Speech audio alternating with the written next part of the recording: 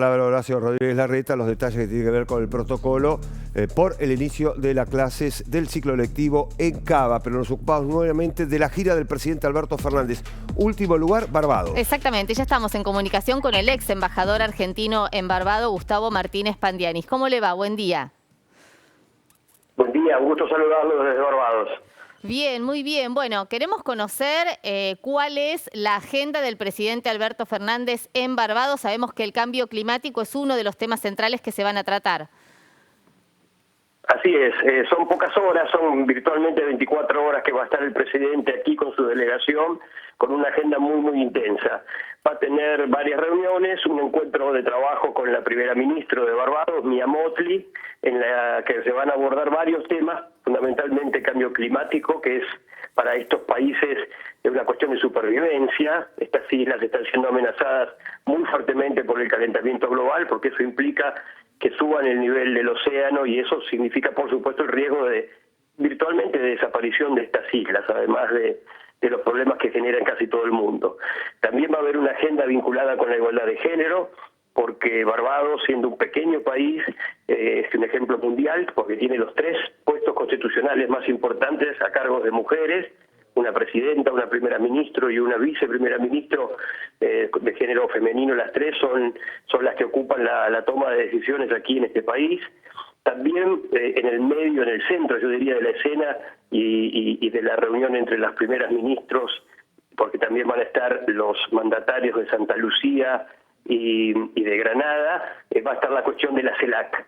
La CELAC, que es esta comunidad de estados de Latinoamérica y el Caribe, es el mecanismo de diálogo y concertación política que preside nada menos Alberto Fernández, y en ese carácter, en carácter de presidente de la CELAC, va a tener su primera actividad oficial. Él asumió el 7 de enero y va a estar aquí cumpliendo su promesa, que era la de priorizar la agenda de los países pequeños. Como ustedes saben, la CELAC tiene 32 miembros, de los cuales la mitad son países caribeños.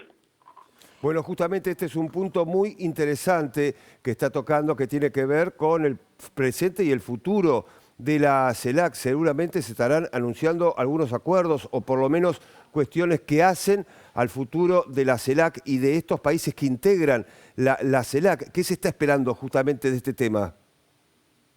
Lo primero que se está haciendo aquí es dar un fuerte mensaje hacia adentro y hacia afuera de la CELAC. Ajá. El presidente dijo que justamente la diferencia entre la CELAC y quizás otros mecanismos de diálogo u otros organismos es que en la CELAC todos los países son realmente iguales y tienen el mismo peso a la hora de discutir las cuestiones, a la hora de plantear las prioridades. Entonces es muy fuerte el gesto del presidente, es la primera vez que un presidente argentino viene a Barbados, es la primera vez que un presidente de la CELAC inicia su gestión en el Caribe. Allí hay un mensaje, es el mensaje de que se trata de un foro sin exclusiones, en el cual 32 países de América Central, de América del Sur y del Caribe participan en pie de igualdad, sin ningún tipo de diferencia de modelos o de visiones. La CELAC es un organismo abierto de diálogo, intenta asegurar la zona de paz, que es la Latinoamérica y el Caribe, o como dicen aquí, el Caribe y la Latinoamérica, porque justamente el respeto a la diversidad desde el punto de vista político, etcétera, es algo que enriquece al mecanismo.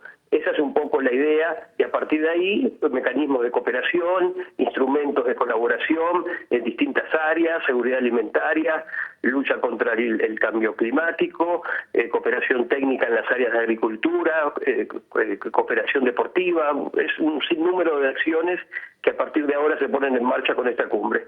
Y es interesante poner en el centro de la agenda el cambio climático, ¿no? Por lo que usted señalaba, el problema en particular en Barbados, pero también cómo el desarrollo sin el cuidado del medio ambiente afecta a la humanidad. Claro, el desarrollo sostenible, como se le dice, es una condición sine qua non para un crecimiento equilibrado.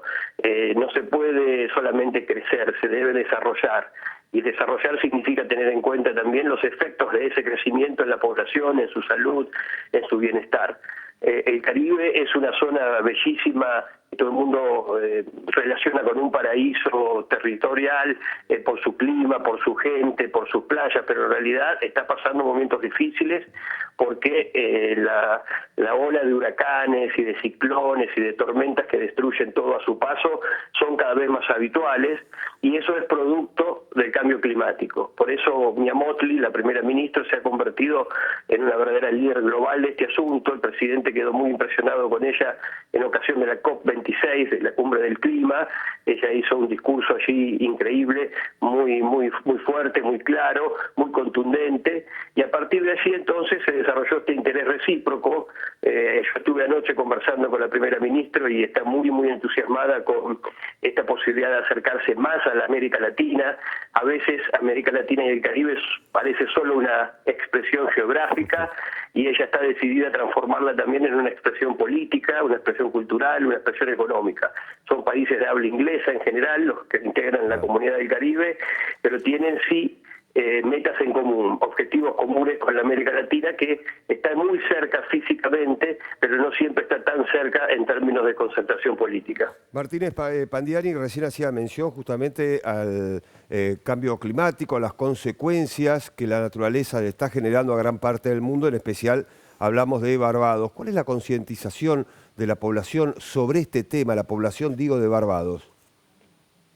Acá hay mucha actividad comunitaria, mucha gente organizada, más allá del Estado propiamente dicho. Hay muchas fundaciones, organizaciones de base que trabajan en estos temas. Hay un programa que es realmente un programa a estudiar en detalle, que se llama Techo para los Arrecifes, Roof for Reefs, que es una suerte de programa que involucra todas las dimensiones de la necesidad de trabajar el cambio climático. Por ejemplo, ellos están construyendo muchos elementos de protección costera, y ahí participa la población, pero también tiene que ver con cómo se construyen las viviendas, en qué lugar, cuán cerca de la costa. Hay que cambiar la cultura porque claro, el clima se ha convertido en una amenaza absoluta para esta región.